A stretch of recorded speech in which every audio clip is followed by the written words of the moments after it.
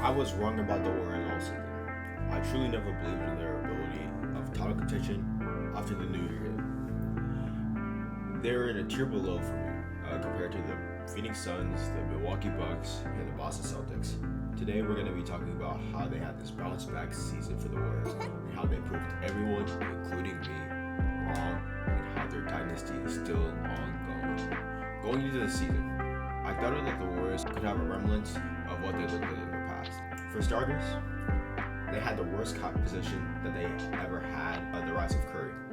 They could only afford minimum players because of the enormous contracts that were given to Curry, Thompson, Green, and Andrew Wiggins. However, they were able to build a reliable amount of depth with the pieces that they already had with Jordan Poole, plus their lottery picks that they acquired last year. Jonathan Kuminga has shown that he could be a win-now player with the role that Curry's put him in, as well as develop later into possibly a star later on in the future. Not only that, but the rise of Jordan Poole and Gary Harris pushed this team to something dangerous in the beginning of the season. Otto Porter has also contributed great playoff minutes for each of the series that he played in. After the first 20 games, my issues with this roster slowly started to set in.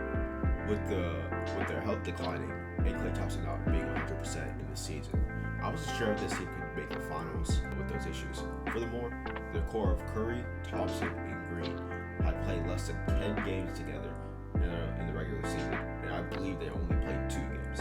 I have more conviction in other rosters with better consistent regular seasons as contenders this year, such as the Milwaukee Bucks and the Boston Celtics, along with the bad defensive stretches while Green was out, and even worse offensive patches while Curry was injured, where I wasn't convinced whether or not they could hold the Larry O'Brien by June. And to pair along with that, my biggest concern with them in the postseason was their consistency. Admittedly, I wrote them off from title contention after Game 5 of the Memphis series, though that was retrospectively considerably their worst series that they played this year. I thought they were not playing the best basketball that they had this season. I thought they weren't playing the best basketball of their season in the postseason. Klay Thompson and Draymond Green, shells of their former self, which dampened my opinion of the Warriors even further. Additionally, this was by far Curry's worst playoff series this season, which was also not convincing enough for me to put them as favorites. It seems like they were falling apart in the second round, similar to what the Phoenix Suns did this year. However, like the Boston Celtics, the energy shifted. Draymond and Curry would have bounced back series with the Mavericks and the Celtics. The Grizzlies had a favorable matchup, something that I didn't fully compensate for. And they never really looked back since that series. Draymond continued to be both effective on the offensive and defensive side of the floor for the Mavs series, while he ramped up his activity towards the rim pressure of both Luka Doncic and Jalen Brunson. He also slowed his game offensively, so he didn't commit foul turnovers like he did in the previous series. Stephen Curry also picked up his offensive game by a long shot. He played much better in the Mavericks and Celtics series, which ultimately ended with them having their championship. Their defense proved to be the best in the league in the Celtics series. Like the Miami Heat, they played in the passing lane to properly stop the motion offense that killed both the Bucks and the Nets. Not only that, but they rendered many of the driving lanes useless because of the way they forced players to go left, along with the help that they had coming late.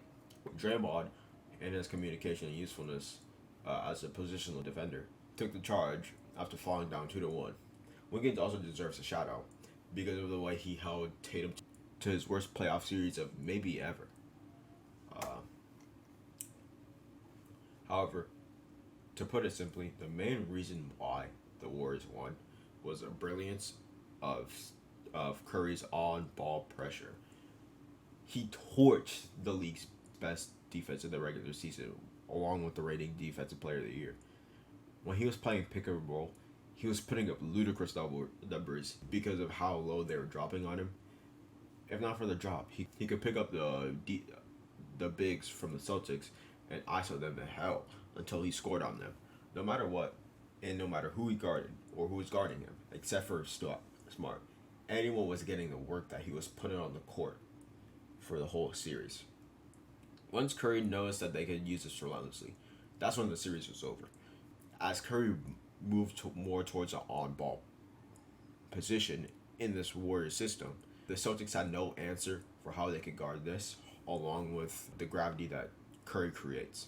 This was undoubtedly his best finals performance that he ever had, and he needed it in order to secure number 4. This run was impressive, since they went back to the finals when they were fully healthy. They will be title contention until we see a noticeable decline with their core that they have now. Until then, the West will continue to run through a healthy Golden State Warriors. Anyways, this is Nehemiah, aka Neo. Subscribe and like if you want to, and I hope you are having a good day.